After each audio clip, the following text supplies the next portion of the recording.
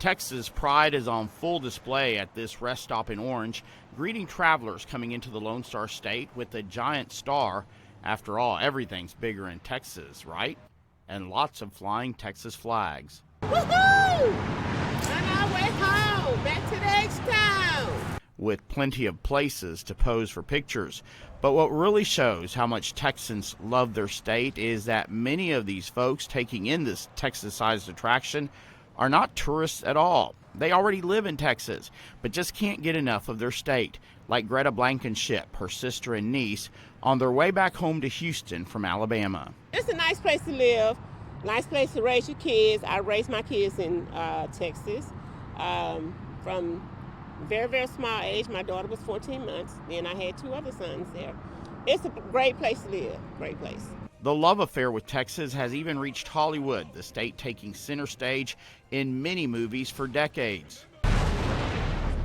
In the fight for Texas, especially when it comes to the history of Texans' battle for independence. In the Alamo, we will show the world what patriots are made of. Texas. But for Daniel Miller, a self-governing Texas is not about the past. He believes it's our future. The one that really captures the imagination of Texans is this quest of ours to have a Brexit-style vote on Texas reasserting its status as an independent nation.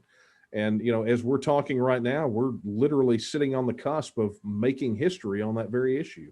An independent Texas has been Miller's passion for 24 years, and in 2005, he founded the Texas Nationalist Movement. Texans live under 180,000 pages of federal laws, rules, and regulations, administered by 440 separate federal agencies and 2.5 million unelected bureaucrats.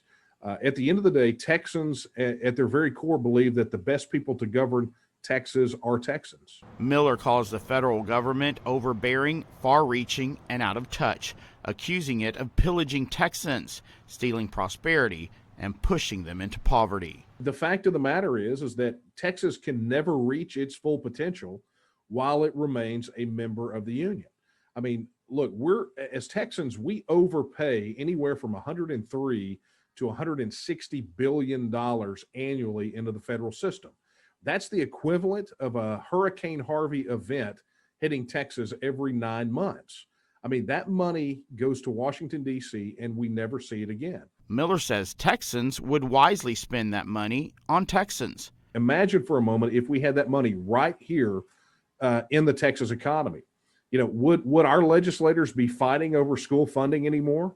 Would we continue to break under the weight of property taxes?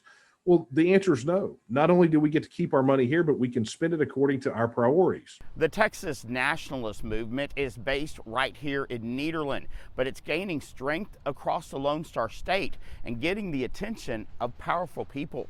Miller says in its initial stages, support for the movement was in single digits, but more recent polling shows a major uptick, with more than 50% of Republicans and 35% of Democrats warming up to the idea of Texas leaving the United States and becoming an independent nation, a question we posed to our friend Greta at the travel stop. Oh, wow. Well, it's large enough.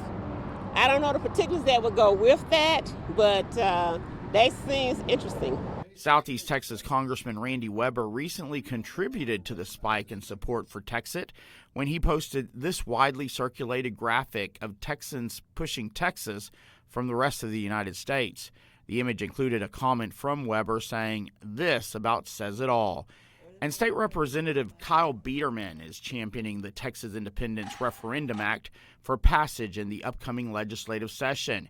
In a Facebook post, Biederman writes, "The federal government is out of control and does not represent the values of Texans. That is why I am committing to file legislation this session that will allow a referendum to give Texans a vote for the state of Texas to reassert its status as an independent nation." Some of these elected officials come around to the sensibility of this issue, and that's all due to increased pressure from their constituents. Miller says the large migration we're seeing of Americans from other states into Texas is further proof of its exceptionalism. It's no mistake that Texas gets things right, and we have been an example to other states that they choose to ignore, obviously. But the people are voting with their feet. They're coming here in droves. Miller is happy about his movement's momentum, but he says even if Texans say yes to Texit, the transition will take time. Obviously, there are constitutional and statutory issues here in Texas that we have to address to make Texas more like a self-governing independent nation state. There are some international covenants, treaties, multilateral agreements that we will want to sign on to so that we have some of the normal issues addressed, like air traffic control and things of that nature. And there are some issues that are going to have to be negotiated between Texas and the federal government. But once that vote is held and the will of the people has been expressed to reassert our status as an independent nation, it becomes a mandate then upon our elected officials in Texas to make good on what the people have told them that they want. Texas was once a self-governing country for a brief period of nearly 10 years in the 1800s until the United States annexed it. Now, 175 years later, Miller says it's time Texans take back Texas.